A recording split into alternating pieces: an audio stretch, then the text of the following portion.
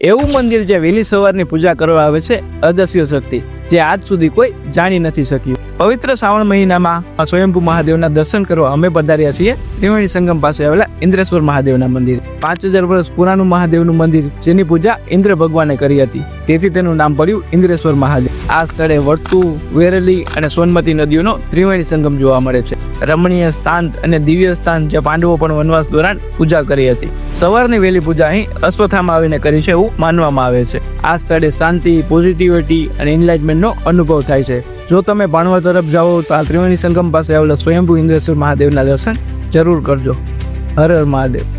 ભાણવડ ઇન્દ્રેશ્વર મહાદેવ મંદિરના પૂજારી શ્રી રાજેન્દ્ર શિવભાઈ ગોસાઈ. ઇન્દ્રેશ્વર મહાદેવ આ મંદિર બહુ પુરાણું અને પ્રાચીન મંદિર આવેલું છે. ઇન્દ્રેશ્વર મહાદેવે પાંડવોએ સ્થાપના કરેલું હોવાથી પાંડવોએ સ્થાપના કરેલી છે. ઇન્દ્ર રાજાએ પૂજા કરેલું હોવાથી ઇન્દ્રેશ્વર મહાદેવ મંદિરનું નામ પાડવામાં આવેલું છે.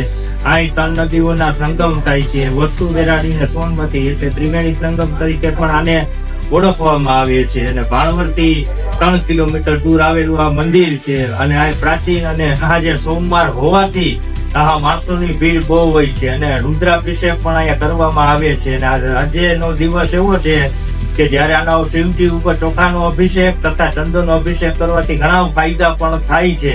અને આ માત્ર અભિષેક પણ કરવામાં આવે છે. ઇન્દ્રેશ્વર મહાદેવની મંદિરની સામે એક શમશાન પણ આવેલું છે. ગંધર્વ શમશાન તરીકે તેમને ઓળખવામાં આવે છે. અને એ અડધું શમશાન તરીકે 3.5 શમશાન જે ભારતમાં છે એમાં અડધું શમશાન ભાણવડનું છે. એટલે બહુ આનું પણ શમશાનનું પણ મહત્વ છે. શમશાન ને આજુબાજુના 8 થી 10 ગામના માણસો પણ અગ્નિ સંસ્કાર કરવા માટે અહીંયા આવે છે. અને આ મંદિરની અંદર માં ગાયત્રી માતાજીનું મંદિર છે, કાલ ભૈરવનું છે, બટુક ભૈરવનું છે.